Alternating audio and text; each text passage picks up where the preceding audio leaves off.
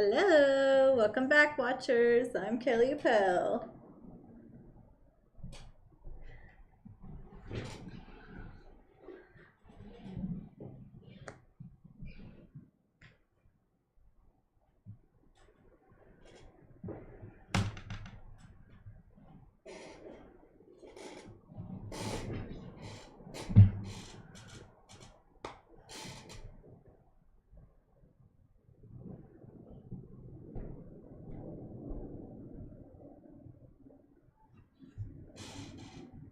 Thank you. Thank you. I appreciate it. Follow us on Instagram, YouTube, hit the bell, ding-a-ling, share with your friends, share with your family. Oh, how did that happen? I don't understand. Let me see.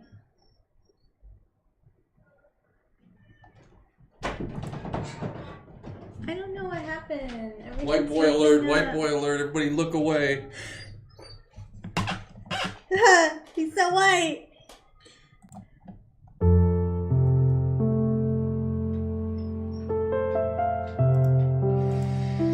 I could hear Katie in the recording, so I tried to test it. I'm sorry.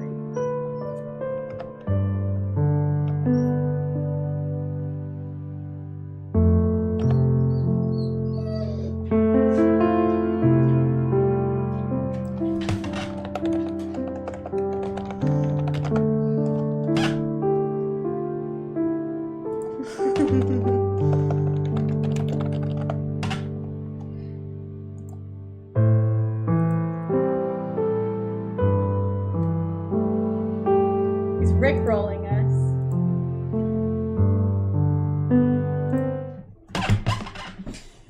Is it fixed? I don't know. I see her laugh bar. Yeah, let me see it again. Yeah, see. Yeah, I think that's... see. Can you guys confirm if it's Katie's working now?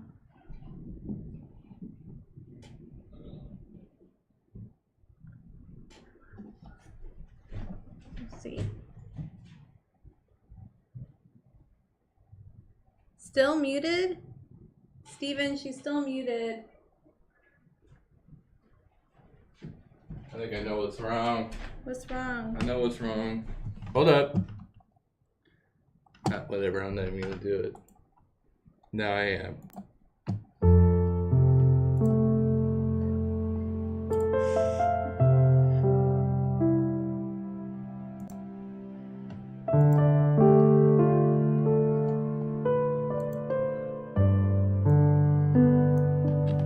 Get up for a sec. I'm sorry. Get up and go this way. I don't think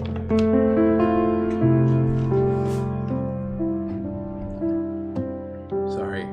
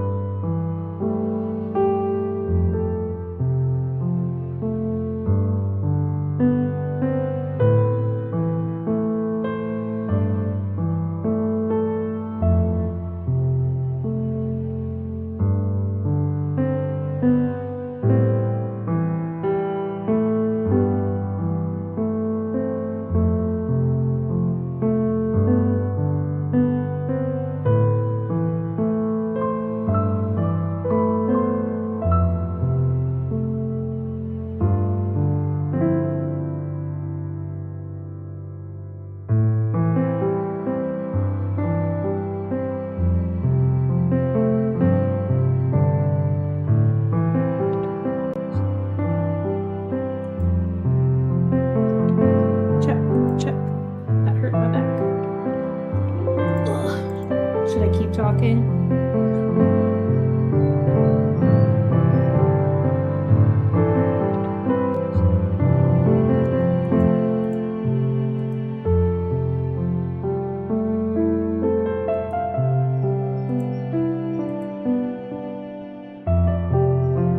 Maybe. Oh, they say they can hear me. Cool. I'm here.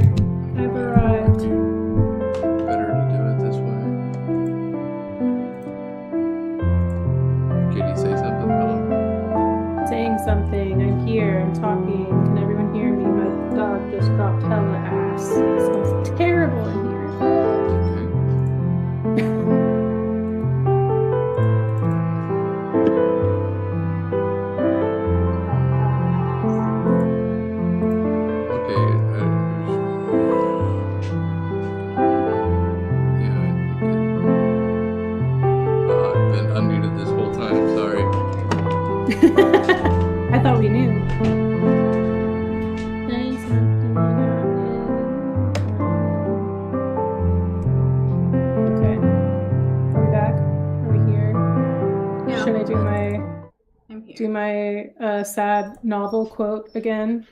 Yeah, you should. Okay. So we're all ready. If we're back and we're ready and we're here and we can hear me.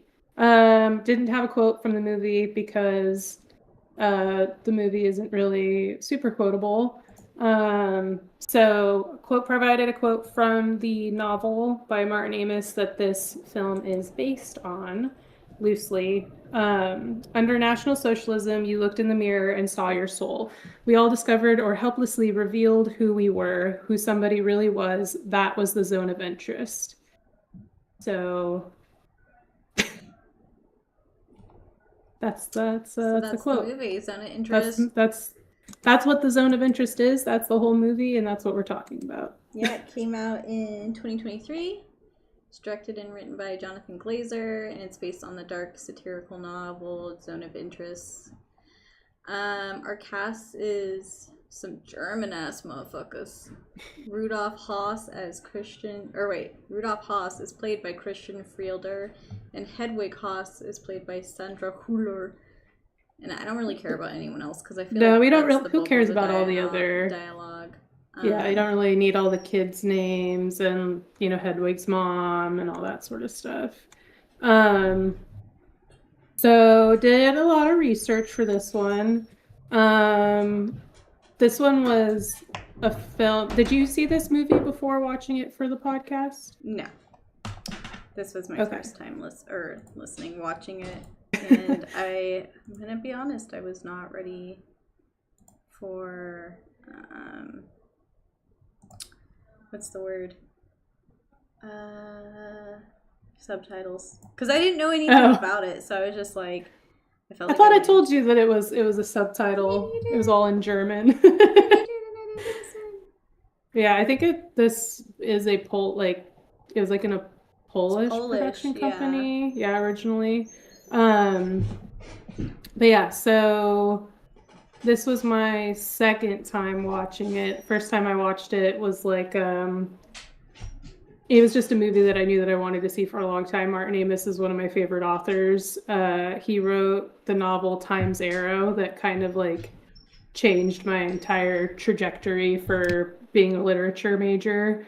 But his whole thing, he's like one of the better satirists from England, and he writes a lot about basically trying to force readers into inhabiting perspectives that they wouldn't normally identify with, to kind of force you to see commonalities between yourself and people that we deem as evil, so that you recognize the immoralities within yourself is the intent. The discomfort of that is kind of his intent.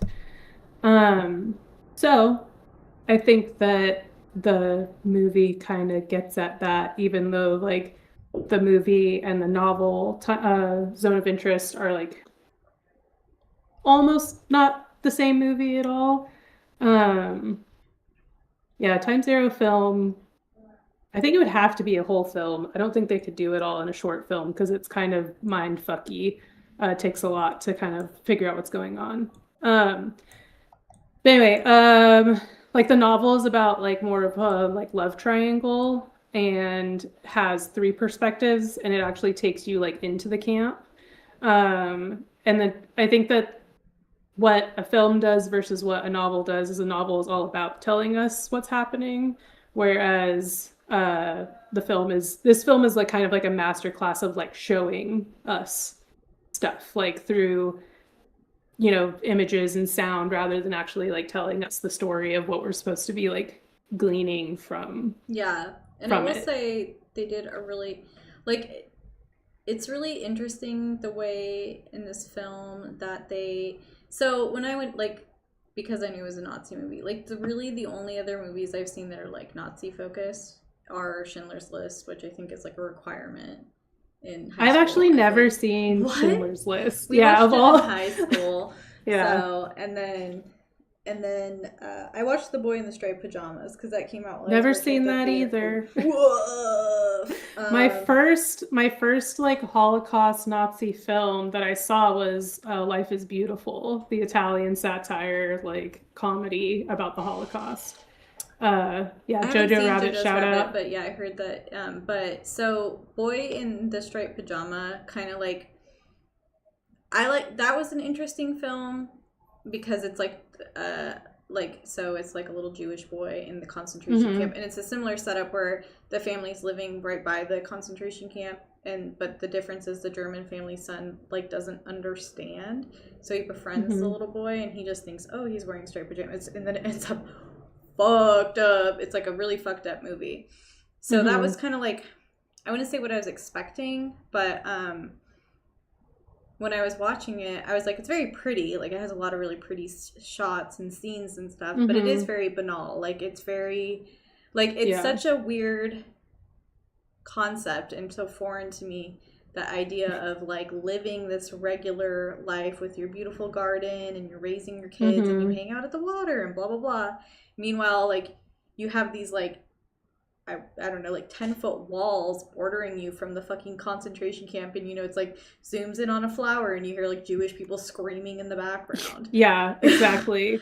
Yes, absolutely. And I think that I think there was this quote from, so a lot of the research that I did for this episode was quick comment on Robbie's comment about Jonathan Glazer's music video work. Didn't you do, it was a lot of Radiohead work? Yeah, you did Karma Police, it looks like.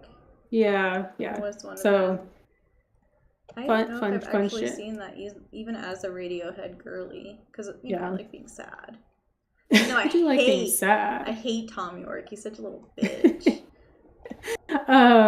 Okay, so the research. That's what I was going to talk about. I pulled research from Screen Rant's Greg MacArthur and Tom Russell, and Film Colossus's Chris Lambert. They both did really like in-depth kind of what is going on in this movie kind of articles. So those are really good. Check them out if you want to read up more on it. But in the Screen Rant article, I think he's specifically like this idea of like not showing what's happening inside the camp, but only letting us hear what's happening inside the camp. Hold on, my screen is blurry. And there we go. I'm so sorry, but that's insane that he did virtual insanity. I am having a great night recording, gang.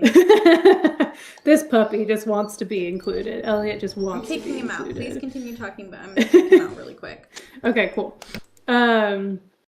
So in the Screen Rant article, he says the movie itself was designed to create questions and speculation around one of the most traumatic events in human history. And so the ending of Zone of Interest mirrors this with a quick flash forward to the museum in the present day, bringing the stark truth behind the surreal visuals harrowingly close to home. So it's basically this like, we're being kind of forced to use the sound of what's happening at the camp to create the story more or less and kind of piece together with our own like understanding. Because I think that like, just like you said, like you had to watch Schindler's List in high school. Like every high school student has a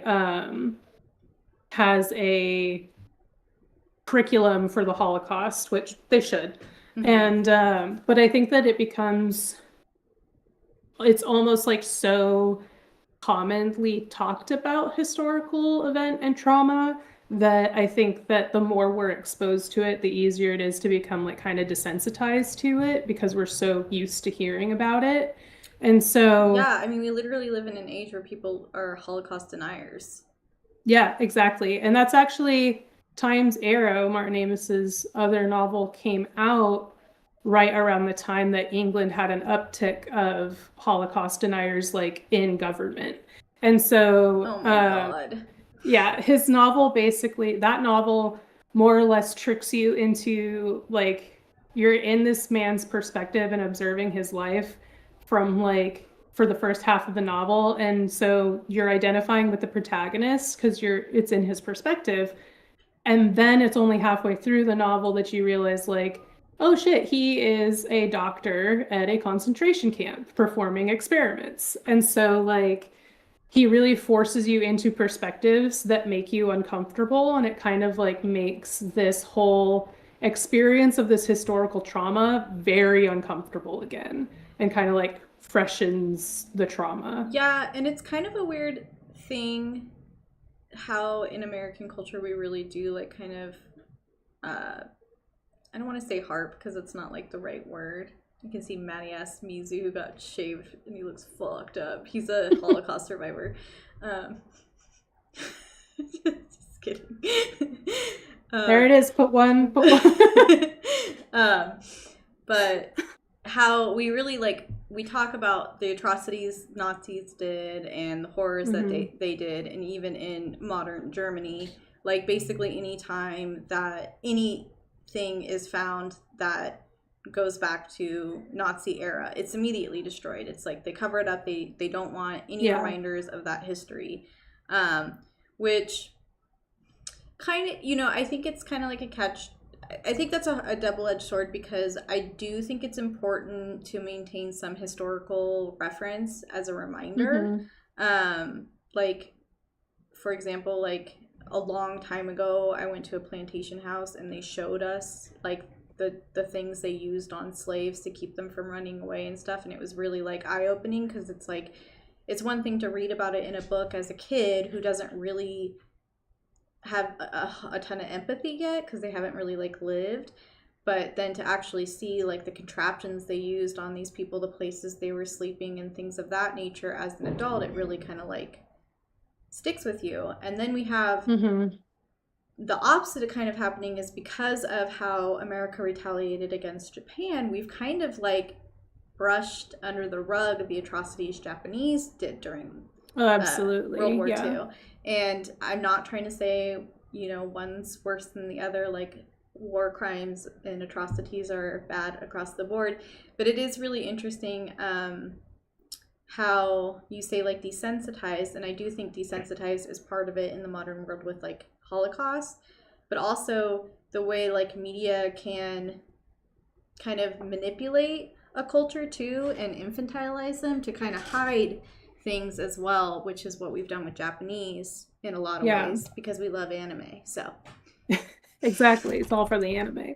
But I think also I mean it goes into that whole thing about history is written by the victors, and historiography is like the actual like act of writing history. And so something that I think was introduced by Foucault, I believe, was that history itself is always going to be biased, even like master narratives, which are the ones that were typically taught in school that are more commonly accepted. So if we even just break down like US dropping nuclear bombs on Japan and the Nazis doing all the things the Nazis did, both things caused a lot of really bad, like really bad, fucked up shit, horrible things, killed a lot of people, you know, generational issues came from it. But because the US, one, was a part of the winning side of the war, the Nazis are the ones that are going to be painted as the bad guys, as evil, as they should. But what the United States had done in Japan isn't going to be given the same kind of like treatment or reckoning that we saw for the Nazis. And so I feel like it was because of the devastation. Like if we had nuked Germany, probably it would be softened the way that we portray their role in it. Yeah, no, that's a really good point too. And I think that like I think that if it seems like there just kind of like was an agreed upon thing for a lot of like pop culture and media, like after World War II was really like Nazis are like the epitome of the bad guy. Like Star Wars is like Darth Vader losing the and the plot, clones though. are all about Nazis, like all like yeah, it's like if there's a German in the film, if there's a Russian in the film, they're the bad guy. Just Yeah, I kind mean, of was the Indiana fallout. Jones, like literally all of Hmm. Indiana Jones is just about beating up Nazis. So it's like not only in our history classes, but then also in our popular media, we are being fed this narrative, which is like not saying that it's wrong that Nazis were being portrayed as the evil ones, absolutely. But then I think that what this movie does, so like kind of speaking to like these narratives of Nazis as being these big like evil bad guys Mm-hmm. in all of our like major media. And it's like, yes, they are evil, but what does that evil actually look like? And this film really shows like they're fucking human, they're just like you. Like and Yeah. No, and that's a good point because it is really easy to kind of just like harp in media like Nazis bad, but not yeah. having, you can lose, especially as a kid, it's like, yeah, Nazis bad, totally, I get it. Thank you, Indiana Hmm. Jones, for telling me that. Yeah, yeah, yeah. Yeah. However, like you don't have the context of the like literal it was very surreal to me, the scene of them just like zooming in on this beautiful flower. I think it was a dahlia, and just like Hmm. hearing the screaming in the background, and I'm like, this family is living Yeah. this all day long, hearing this, and they can just Yeah. completely tune it out. Like they've been so desensitized. And it's not only that I feel like it's because I do think that we see Hedwig and Rudolph are absolutely like so negligent and act like it might as well be birds chirping, you Yeah. know?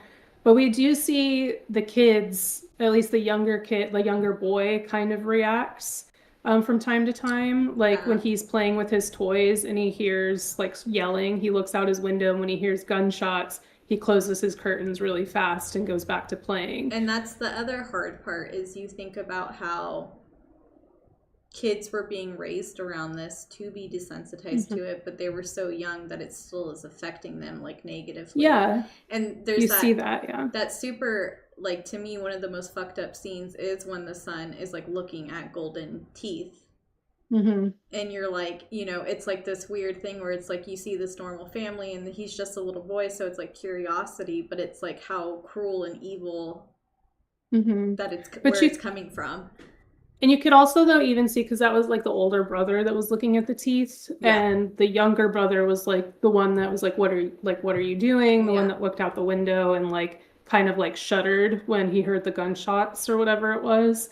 And so you see even in this like split in age, there is more desensitized, like the older brother is more Desensitized, desensitized yeah. than the younger. Mm-hmm. And but it kind of shows that like with the younger brother, there is still this like instinct of something about this isn't right. And so I think that that's what Glazer's trying to show is like I would argue that Glazer's perspective is probably that humans are inherently good, and things over their lives is what makes them bad.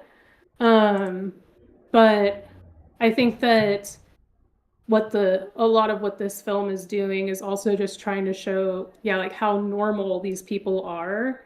And I think it was in the film Colossus essay, the author quoted from Hannah Arendt's book Eichmann in Jerusalem, a report on the banality of evil.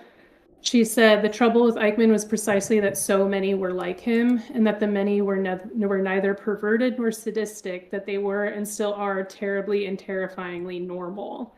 And so that's kind of like almost the major like horror of what we do get in this movie, since we don't get what's going on over the wall directly, in which I think it was Hannah that said that we're able to see um, we're able to kind of piece together the suffering and torture without actually like seeing it and getting that like that torture porn that's kind of like, do we really need to see that all over Yeah. again?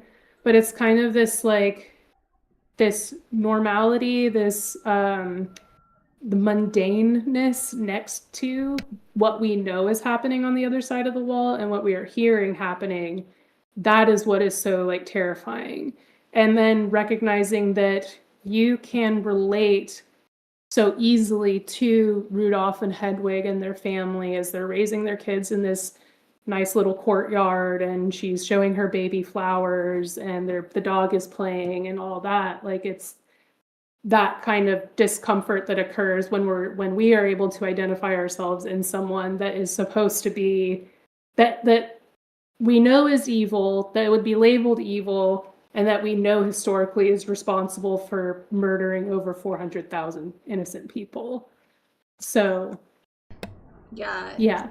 Yeah, it is so interesting because you do kind of get lost in some scenes with like them just being a regular family, but then they like aggressively remind you they aren't just a regular family, because then it's like kind of the housework and the mom's talking, Hedwig's talking to like her girlfriends or whatever, and then you cut into the dad in the room and they're like talking about gas chambers.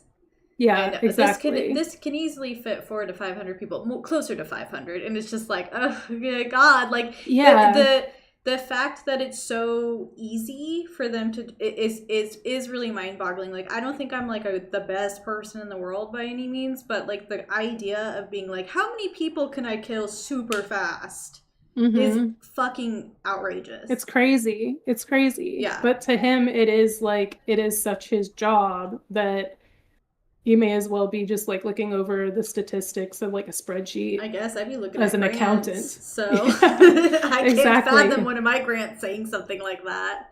Be like, yeah, this doesn't seem right. There's something wrong with this. But I did read in the article that what's his face? It's the real Rudolph Haas, when he was being executed, which I thought was interesting. Good. Him and his wife had got into hiding and all of that. Yeah, the Holocaust is kind of a bummer, isn't it? It can be. It has its moments. But he basically said like the way the Polish people treated him before his execution showed him like what humanity really is, and like basically said, I'm a piece of shit and I deserve what's coming to me, which is like,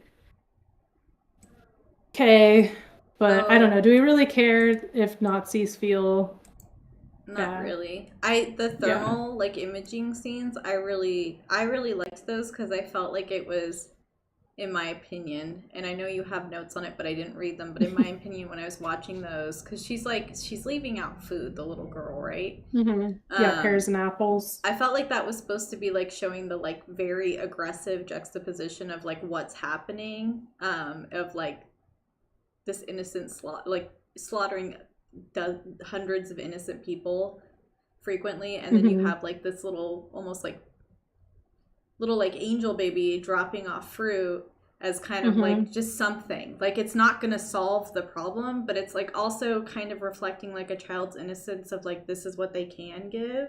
And I felt like it was very, not that I like know this part of cinema at all very well, but I felt like it was very intentional to have it be like in a black and white kind of inverse to really like pull that this is outside of what should be happening. It's going against the societal norm at the time. Yeah, no, I think that's a great interpretation of it. And what I had read was, so first the girl was not really a part of like the original film script, I guess. When they went to film in Poland, they met with a woman named Alexandria who would go to the camp at night and leave food for the prisoners. And they actually filmed, like, the girl's home is the house that they filmed in, was Alexandria's home. The dress that the girl wore was Alexandria's dress. The bike was Alexandria's bike. So they really like created this character based off of her. And then they filmed in thermal imaging largely because they used natural lighting for all of the film. And so the idea was like, how do you use natural lighting for nighttime? Thermal imaging was their way of getting around that. And then obviously, like, then in filming that, the brightest points of light were the warmth in the girl's body and in the food. So then Glazer said in like a Q&A after the film, that small act of resistance, the simple, almost holy act of leaving food, is crucial because it is the one point of light. I really thought I couldn't make the film at that point. I kept ringing my producer, Jim, and saying, I'm getting out. I can't do this. It's just too dark. It felt impossible to just show the utter darkness, so I was looking for the light somewhere, and I found it in her. She is the force for good. So that's real, because it is such a like, it's so interesting too though, because so much of the film uses the diegetic sound, like, but in those moments you get kind of this like surrealist audio with it, and it's almost showing like how surreal this small act of resistance is amidst all of this horror. That the fact that she's doing this at all is like absurd. Yeah, but well, the Germans did invent the Dada movement, which was all about surrealism. Yeah, yep. So yeah, I thought the thermal, like I think for a while I was kind of like, how to make sense of this, like who is she, and does her character have some sort of connection to the Haas family? Yeah, I wasn't clear on that either. And I don't think she does. Something else I had read was that like the term like zone of interest kind of means a bunch of different things, but a part of that is that specifically the area that the camp was built on, and then the surrounding area was very like valuable land that the Nazis basically pushed all the Polish people out of, so that they could, create homes, but also like have farmland that then the prisoners could work. And so that became like literally like a zone of interest to them, like physically. Yeah. So I think that maybe for her part of the story, it's a part of that, like the Polish people that were pushed out, further out from this area. Sorry, and you saying farm just made me think of that scene where, he tells Hedwig that he has to go for a while or whatever. And then she's like, when this is all done, we'll have a farm. And it's just like, it's so infuriating, the passivity of a mother, in my opinion. Like, yeah, because babies are dying, like literal babies are dying, and being tortured, and you're raising your healthy fat kids and around this all the time, and then you have the fucking audacity to fantasize about a future while your husband actively participates in crimes against freaking humanity. It's absolutely it's easy to say that Rudolph, right? That's his name, Rudolph. Yeah, Rudolph is like evil, which is complicated because I think there's like levels to that. It's easy to say, okay, he's bad guy, but it's, people like Hedwig are almost worse in some ways because she is a passive player and participant, and she's like choosing, it's like she's choosing to normalize this. I don't know. I feel like I can't like say what I'm trying to say, but she's almost worse. I totally get it, because she is taking advantage in a way that isn't required of her. Like what Rudolph is doing is being required of him. Yeah. Which doesn't excuse it, but it like falls into that whole like, I was just following orders, like kind of like reasoning that they try to present. Whereas for her, the fact that she not only like is okay with it, she enjoys getting, stuff that has been taken from the prisoners. Right. Like she's like bragging about the diamond they found in the toothpaste. So she's like rewarding herself. It makes me think, I can't think of the exact quote, but it was when the trials were happening, and I think it's The Perils of Indifference. Somebody said basically like being indifferent like to it is worse than being an active like party. And I'm not quoting it at all. I can't find it right now, but Mm-hmm. that is her character. She's the indifferent, she's the passive, she's benefiting. Whereas, like, at least with Rudolph, you actually do, and it doesn't give him any grace for what he did and his participation. But you do, which I don't know if this actually happened in real life, but they do show a scene of him like violently vomiting, where it's like there's that, even if mentally he can power through this, there is a physical reaction to the horrors he's doing. Yes, absolutely. And that's exactly what Glazer was kind of trying to get at with that scene. Was he is his even if his mind is fully bought into this idea that what he's doing is the right thing, his body is physically rejecting it. Like the last ounce of his humanity is trying to reject this. Yeah. Because I'd imagine you would have to really push that down. I mean, to just no end. Yeah. And Hannah, your argument that she could be just following a sort of social orders, I think there is an aspect of that you could see. But I also think that when you compare how she engages with stuff compared to like when her mother visits, and like she just, and the fact that when Rudolph had to leave, it was because his job was like, I need to go. It's not like it needs to take me elsewhere. She was like, if she was just following this, like, I'm dependent on my husband and his job, she would have gone with him. But she was like, I need to stay here. Yeah. This is my home. This is the home that I always wanted. This is the luxury that I always wanted. So I think that there definitely is like Rudolph does have that to an extent, where like the two of them, when they were like in bed, like laughing about like bringing home stuff to her from the camp or whatever. But I think that for him, we do see even more of, it's like, I almost want to say like the cruelty is like this kind of pragmatic cruelty, according to his job and his role, that I think does have a certain level of like psychopathy necessary to it. Like specifically at the end of the film, when he's in like the ballroom or whatever at the party, and he says like, all I could think about was how to gas everyone in there, and he's thinking of the complications of being able to do that.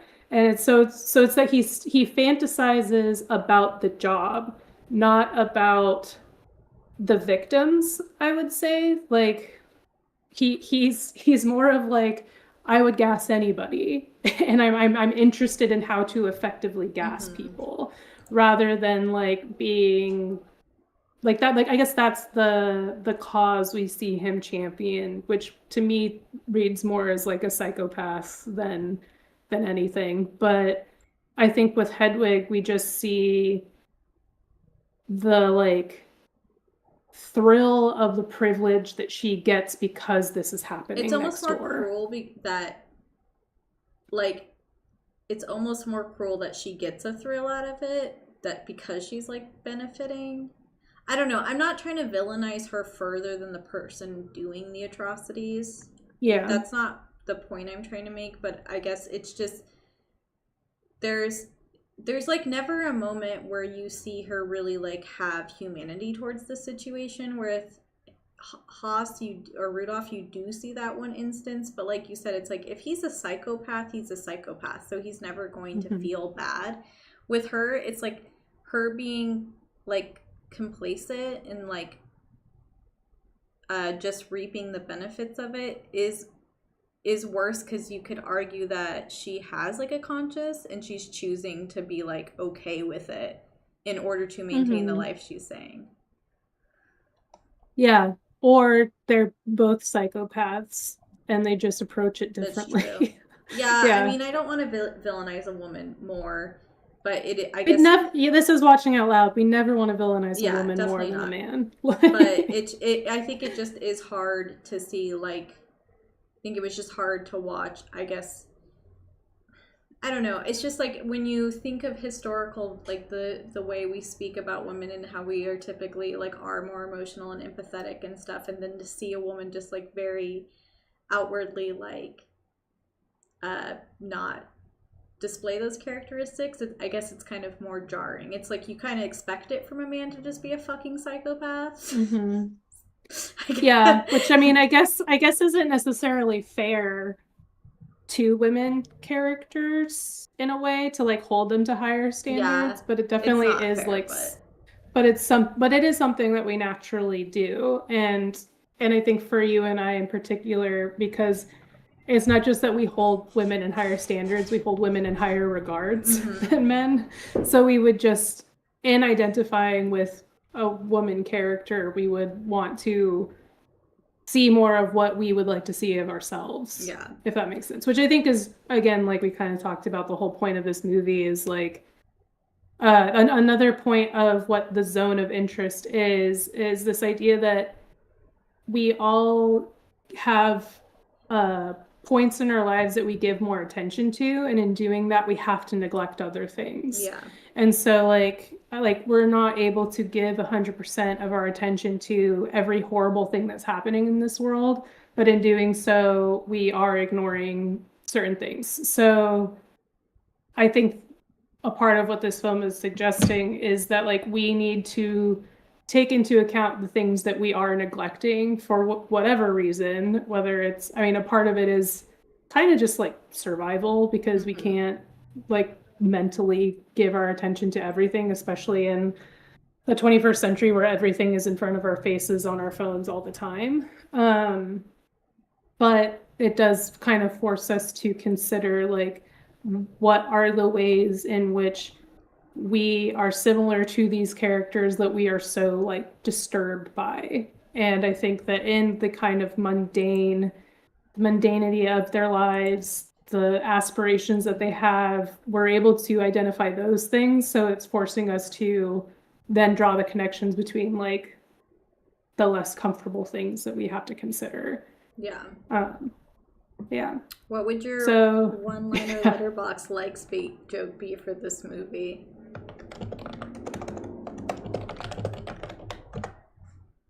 I don't know.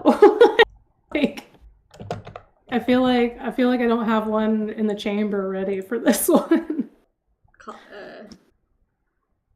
I just think about how pasty everyone looks, but yeah, they do all look like they have a fucking big old stick up their ass, don't they? Yeah, but I guess I'm not that quippy, I guess, when it comes to Holocaust. I know. I'm like, I feel like because, you know, where we were at last week with the John Travolta stuff, you would think that we would be more quick. Thank God Nathan Fielder made Summit Ice to remind me the Holocaust was real. There you go. Did you get to that part in his show? I don't think so. No, I know about it. I think I read about it, and I think I saw why people be like, is a good one. That is a good one. Watch Jack and Jill instead. It's way funnier. You're right. Jack and Jill is much funnier. You know what? I'll even go this far. I'll say Freddy Got Fingered is funnier than this movie.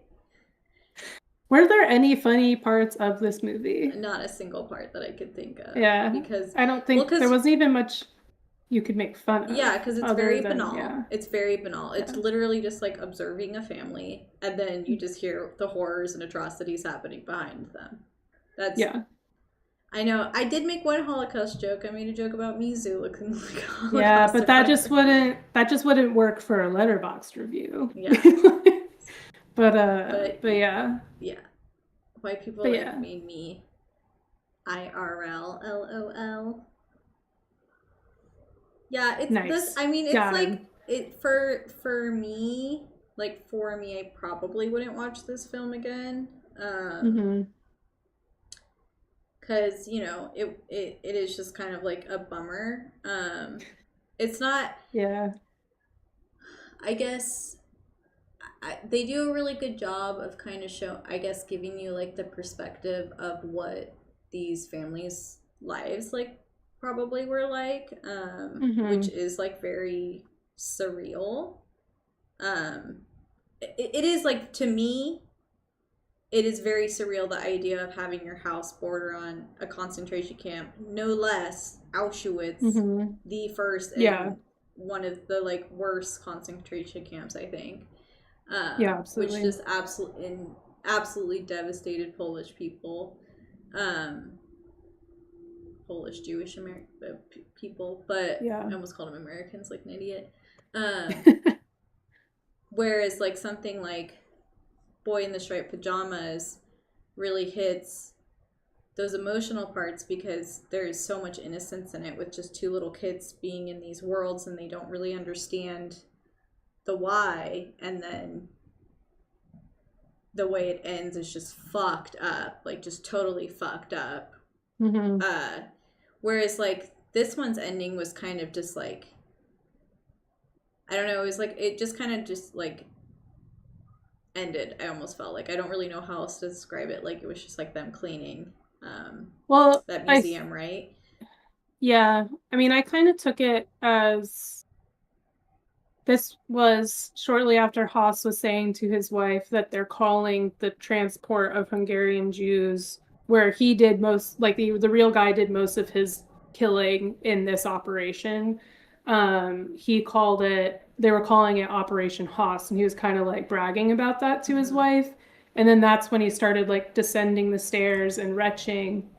And so then when he looks down the hall, he's like looking just into the blackness, which from one of the articles I read could just be like he's looking into his future that is just full of death. But then we see that point of light come into focus, and then that's when we're in the museum. And now we're not seeing the horrors that were committed in this dramatization of torture and what's happening inside the camps, but we're seeing the real remnants and memorial of what happened Mm-hmm. to these people. And we're seeing the people that are actively taking care to make sure that these memories are preserved. Um, and I think that when we're talking about that whole, he's bragging about Operation Haas, and it's kind of this idea of like my legacy. It's like, no, this is the legacy Yeah. that we're choosing to remember. Um, and then when it cuts back to him, he just kind of descends into total darkness, which I think like he's no longer retching, he is descending into the darkness of his evil nature, and what he's going to do. If it makes anyone feel better, he was hung Yeah, he was hung. He at the was, request of former prisoners. They said, "Hang that bitch, hang him." yeah, yeah, he was hunted down by Nazi hunters. So that Mm-hmm. was pretty sick. Um, They have pictures of it on Wikipedia. Him hung, Jujule it, guys. Jujule it. Jujule it. But I think that for me, I would watch this film again. This feels like a very Katie kind of film. I mean, my master's thesis that I was working on in grad school before I had to just drop it and take the exam was all about multimedia, multi-genre representations of the Holocaust and Nazis. And so like Just another light watch for how, Katie. yeah, it's just another thing that I watch, in my spare time. That's interesting, but you haven't seen Boy in the Striped Pajamas? Yeah, because well, first for a master's thesis, you can only use so many works. Oh. God, I keep getting blurry. I'm so sorry, guys. Yeah, Um, yeah. And I focused more on satire was like the main focus. Okay, So that's like fair. the first chapter was going to be The Great Dictator. Second chapter was going to be, I think, Mouse, the graphic novel. Yeah, I've read Mouse. Third chapter was going to be Time's Arrow by Martin Amis, and then the fourth chapter was going to be the adaptation of Caging Skies into Jojo Rabbit, because Caging Skies is an extremely dark novel and not at all like Jojo Rabbit, really, in the slightest. So just kind of looking at that kind of what happens to this historical narrative when it is told in so many different ways. Like, what's the point of telling it in all these different ways? So that history doesn't repeat itself, and yet And yet here we And are. yet genocides are still happening. Yeah, Yeah. loser, think about that real quick. Why would I be talking about a Nazi's big penis? He was hoping that we were talking about it. He was hoping we were talking about large hog. Quick sidebar. I went to the Anne Frank house when I was in Amsterdam, right? I think it was when I was in Amsterdam. I think it was so. a long time ago. And it was like, because I think every American kid around Anne Frank's age learns. We all read Anne the Frank story, and just like how tough that is to read it from a young kid, preteen to teenage girl's perspective. And it turns out her father like heavily censored the lesbian aspects of the novel of her diary. It was very edited. But it was they preserve it really well, and it is very like weird seeing how two families were in this cramped space for so long. And then my favorite part of all of that is that when Justin Bieber he wrote Anne Frank would be a believer. I remember that. Robbie said it like almost at the same time. That was fucking crazy. That was so insane. That's a part of her story now. That's part of her story. And do you think if she was gay, do you think she would have been a believer? I mean, he did look like a little lesbian back then. She probably listened to a lot of Clairo, I would say. I don't know. I mean, Justin Bieber looked like a little lesbian when he was a little boy, and lesbians love taking his haircut, so. I guess, but like full believer status?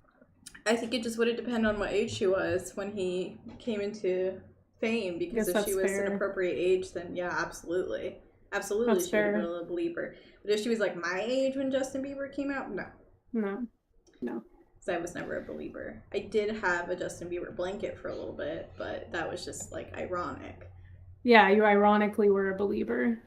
Who do you think she would? Who's Jeff? I think she would have been a lesbian if she was born in modern world.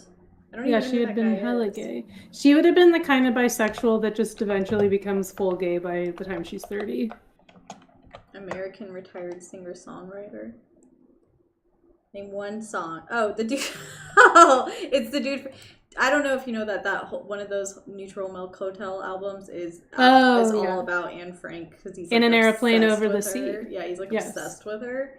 It is one of the better albums ever written, in my opinion. It is a good album, but it is very weird that he wrote it about a little girl who died during the Holocaust. It is weird. Yeah. I don't think she would have dated him. I think he's her stalker. Yeah, I think she would have been like, that's the thing is like, so I had this friend that was like, every girl that he has a crush on is a lesbian. Mm-hmm. That is the energy that Jeff Mangum has, is that I'm sure that every woman that he actually likes is actually a lesbian. So that's what Anne Frank would be. If Anne Frank was born again, who do you think she is? Okay, well now we need to know when the exact time that she died, and then find them the same year. Reincarnated 18 months after your yeah, so we need a time frame. So let's see. She passed in 1945. 1945. 1945. I can't.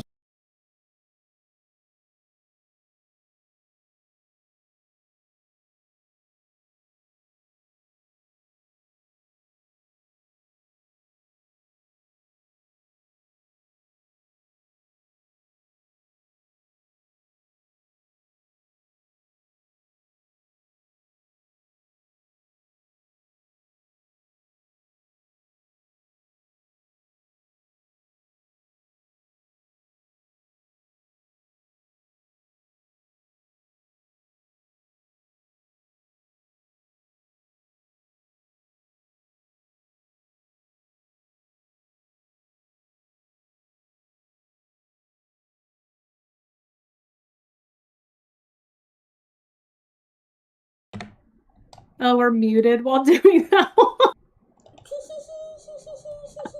She listed off so many people born in 1945. Okay, Bob Marley, Priscilla Presley, Vince McMahon, Ton Selleck, Goldie Hawn, Steve Martin, Helen Mirren, Eric Clapton. Lemmy Kilmister, Rod Stewart, Henry Winkler, Bette Midler. My vote was a Henry Winkler. That's who I would want her to I be. could also do all the way up to 46 to throw a couple more if they say. Yeah. Donald Trump. Dolly Parton, Freddie Could you Mercury. imagine? It just comes back as the worst band imaginable. Bill Clinton. Total vengeance. 46 was a bad 46 was year. a bad year. George Bush. Jesus Sylvester Christ. Stallone. Alan Rickman. Sally Field. Those are good. Andre the Giant. Cher. Okay. Tim Curry. Cher. And Tim Curry. Susan Sarandon. Liza Minnelli. And Diane Keaton. Oh. She kind of looks like Liza Minnelli a little bit. I think Anne Frank came back as Liza Minnelli, so she I'm gonna kind go of with Liza Minnelli. A rough go of it from the beginning with her mom Judy Garland, but yeah, that's dope. Because now she's huge. A gay icon. I love Eliza which is Minnelli. Exactly what she should be. Liza Minnelli's so fucking cool. Hot as Susan Sarandon is hot. I don't know how to mess that up. Susan Sarandon does look really good. Especially since she's 80 fucking years old. The fuck? Crazy. Sorry guys, I hit mute on accident. You know what? Sorry. Fuck it. This stream got fucked up so many times. Why not I do something? What are we doing next? Oh, we're doing A Real Pain. Yeah, I got a quote for it.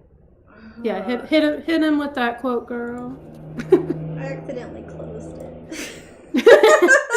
Hold on, guys. Hold on, guys. She's getting it. Hold on, there it is. Oh my god, I get so many emails in a day. What the hell? Everyone leave me alone. Too many. Everyone needs to leave us alone. Yeah, dead ass. But thank you for coming into the chat. We love you all. Yeah, I mean, people need to stop emailing me. You guys never leave us alone. Never leave us alone. Money's like fucking heroin for boring people. So that was a good one. True. I haven't seen Real Play, so that's the best I can do. Yeah, I haven't seen it yet either. It's one I've been wanting to see. So we talked about doing this one like a long time ago. And then a year went by. Kieran Culkin's in it. We love him. And then we'll do what's it called? Scott Pilgrim. That was Pilgrim. That did not come out in 1997. It came out in 2000. No, I don't know what I did. I got so many years wrong on that post. But you know, it's been a rough couple months for all of us, I think. So everyone just get off my back. Yeah. So. She's just a girl. Just a girl. See the double feature, please. I'm so confused. Threads and Come and See. Oh, he wants us to do Threads and Come and See. I don't think I know these movies. Oh, movies. I was like, what are you talking about? What is Come and See? Oh, epic historical anti-war film. Okay. Have you seen Death of Stalin? No. That's a really good movie. Steve Buscemi. One of my coworkers Stalin. Threads film. A TV movie. Steve Buscemi. I love Steve Buscemi. Steve Buscemi is really good. La La Land and Past Lives double feature. I'm down. I really want to roast La La Land because it looks dumb. You haven't seen La La Land, have you? No, but I know it's stupid. I know it won a bunch of awards, and everyone who voted for it's stupid. You know, a lot of these movies will just do Robbie's letterboxed quote of "white people be like." We'll put that for La La Land and for Zone of Interest. Those will be the letterbox reviews for both of those films. If we ever actually do them, because we're so if we ever do it. A Sound of Metal is a good one. We should definitely do that too. I threw a few on there. I'm gonna write some of these down. Hold on, let me pull up the list since we're here really quick. Come and See. X made me watch La La Land and got mad at me when or they were like, "What the fuck? This is a good movie." Cinema. Absolute cinema. Crazy Stupid Love. All right, Hannah, what did you think of Crazy Stupid Love? Wait, did you say that your boyfriend really likes Ryan Gosling, and that's why you're watching so many Ryan Gosling films right now? Did I just out your boyfriend as being a major Ryan Gosling fan? No, she said that. She said that. Okay. Earlier. They just keep watching The Notebook over and over and over again, and her, or I mean Lars and the Real Girl. Hers with Joaquin Phoenix. Right. I do love Lars and the Real Girl. Lars and the Real Girl is a good one. Scott Pilgrim versus the World, and then we have Watching Detectives, and then we have Oppenheimer. So don't worry, guys. We're gonna talk more about Devastation, and then I also host this podcast, as you can tell. Yeah, and then we got Godzilla. Mm-hmm. I almost don't want to give away the roast. Let's hold off. Let's hold off after we'll hold off on our communist Cold War era block of films until we get a little closer there. A Loser Girl one set up, and then we'll finally roast Top Gun for Kyle because I know he wants to watch that. But we do have La La Land on the list. I just wanted to confirm that, and we have another one Robbie recommended, and then we have one Loser recommended too. I wrote down Sound of Metal. I think that'd be a really good one to do. What's that about?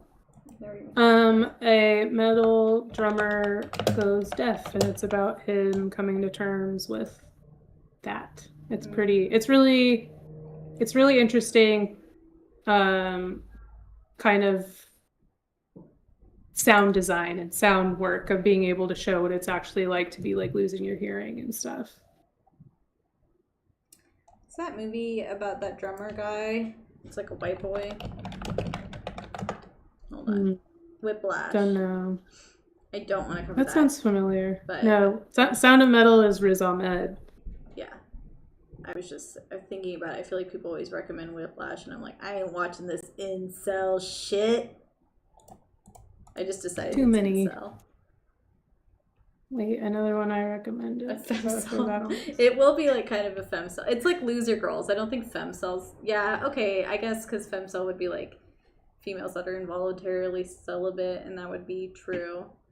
But it's like hotter. Yeah, but they're like, I don't know. Some of the girls are kind of funny looking.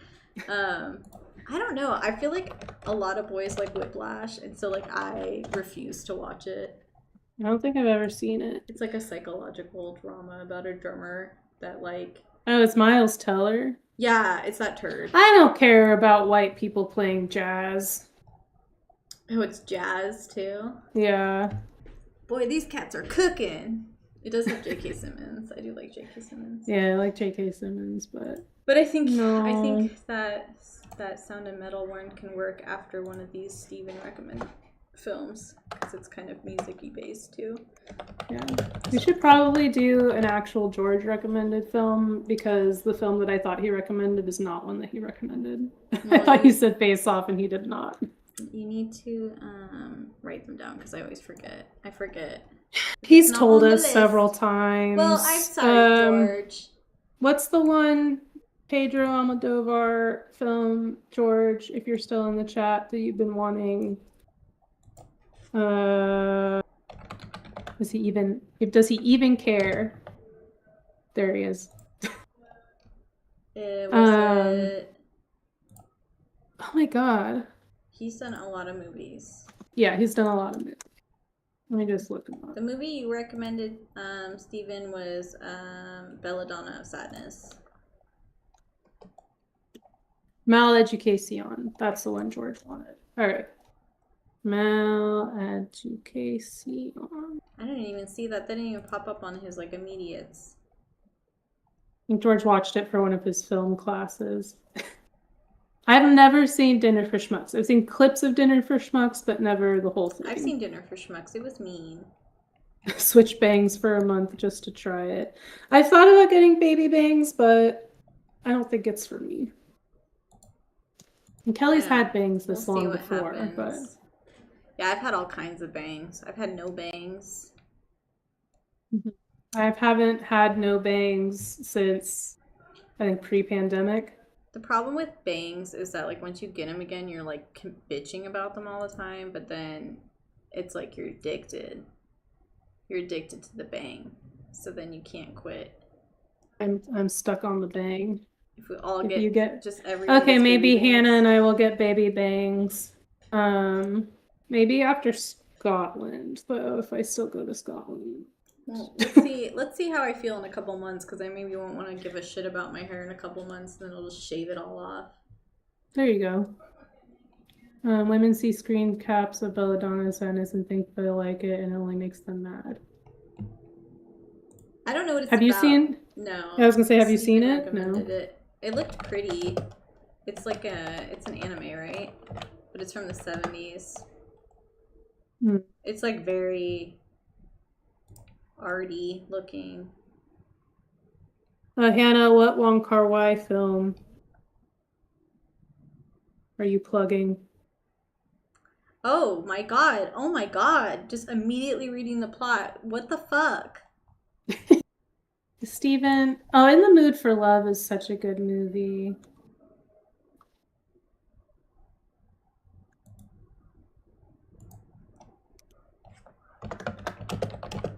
I want to cover too The Girl Who Walks Alone at Night at some point.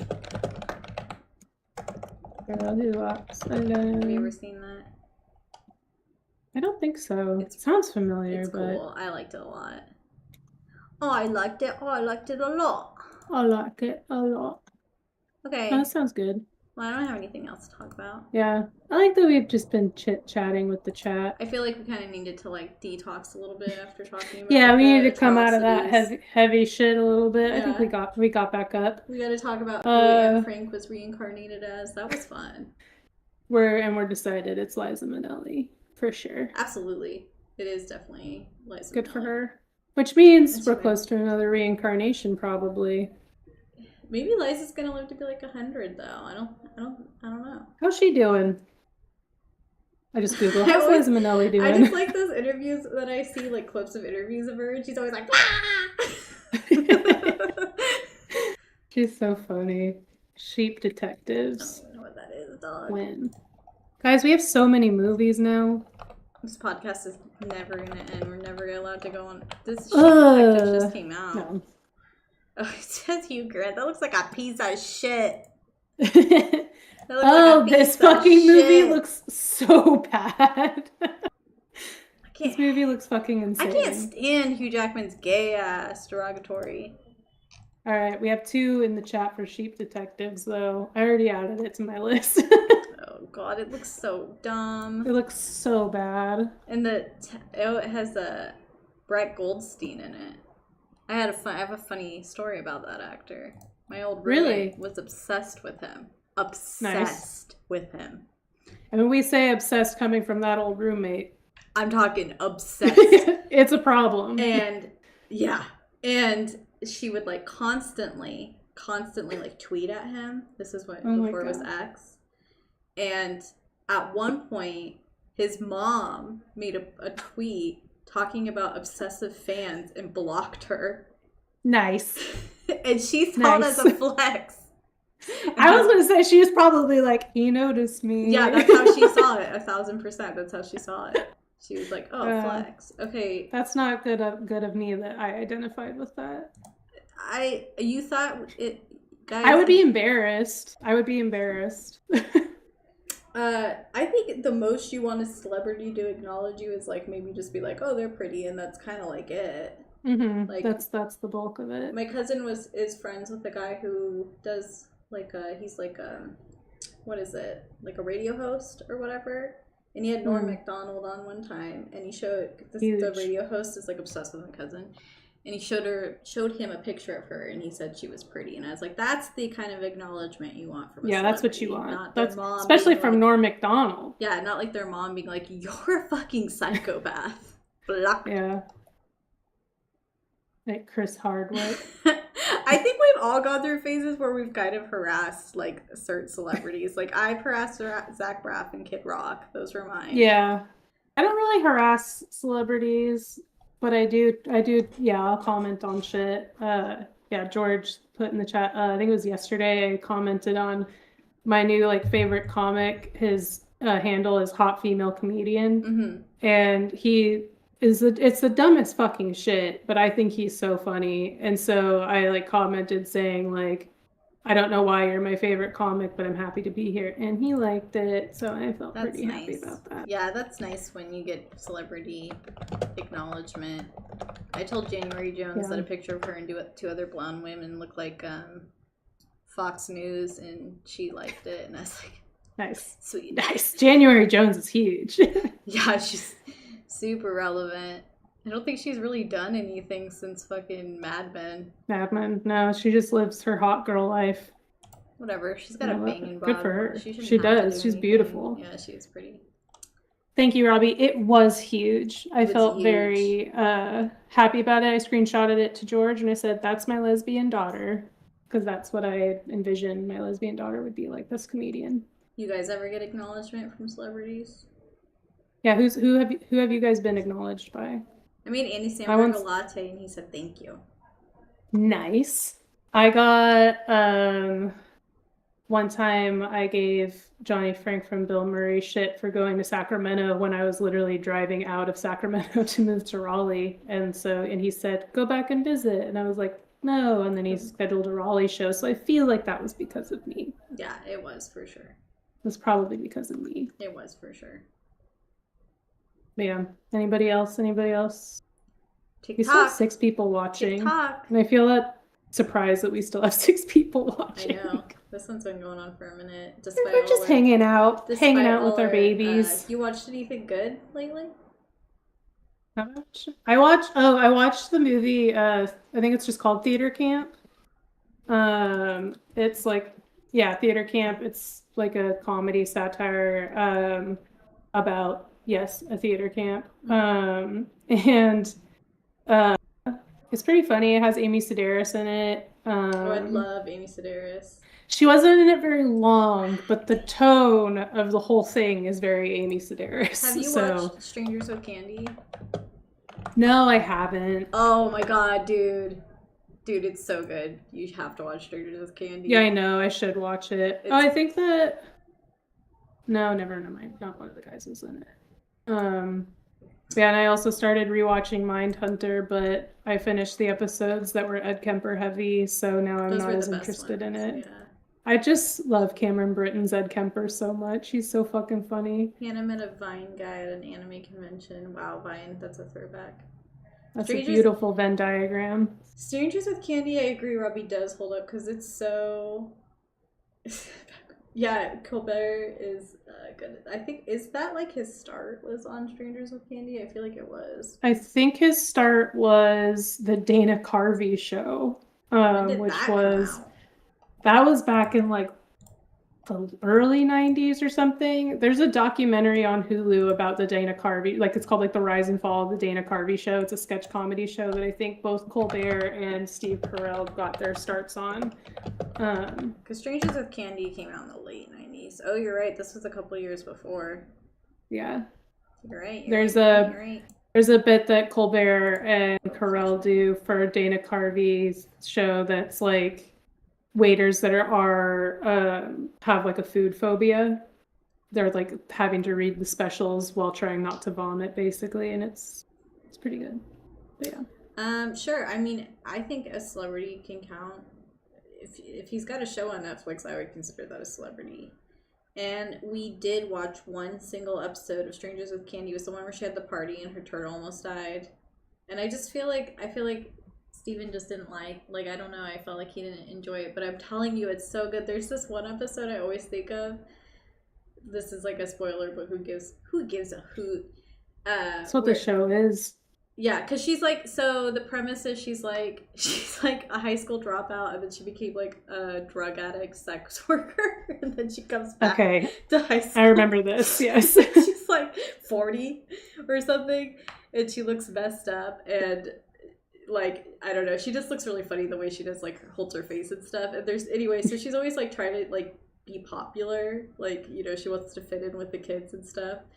And there's this episode where she's like trying to scam on one of the cool guys, so she's like tutoring him or something, and he like walks. I have such a vivid memory of this because I used to watch it on Comedy Central. I think like when it was airing, but the guy like walks into the room and she strips, and then he comes back in and she's like, "Want to learn about the Liberty Bell?" There's like a Liberty Bell, like a bell hanging from her vagina, and she like oh my god, you know, like you just see the like you just hear like a bell, yeah, and like between her legs. But it was very, very ridiculous. Like, it's very ridiculous. Yeah, she is a masterclass of absurdity. She's so good. Hannah, the Kira seeing Sophia Nygaard is a big deal to me. I'm a big Sophia fan, so that's great. Yeah, and George and I saw Josh Peck at Noah's Bagels in Fair Oaks, which was like, why? What was he doing in Fair Oaks? Exactly. What was he doing there? He was at the Noah's Bagels by Sac State, of all places. When Tiger King got arrested, it was across the street from my high school and we had to go on lockdown. That's pretty sick. That's crazy. We had a Golden State Killer was arrested in one of my old friend's childhood neighborhoods. She grew up like just a few blocks away from him, apparently. So. Oh yeah, my old boss was like one of her friends was like lived like 2 houses down from him or something. Sorry, George. He's gonna get a beating later. Yeah. It's almost his birthday and he's gonna get a beating. Crack. Yeah, I had to watch a stupid movie I liked today after watching Zone of Interest because I was like, whoa. So I watched Heavy. Hill. Nice. It's a piece of trash, but I love it. Yeah. Excuse me. Okay.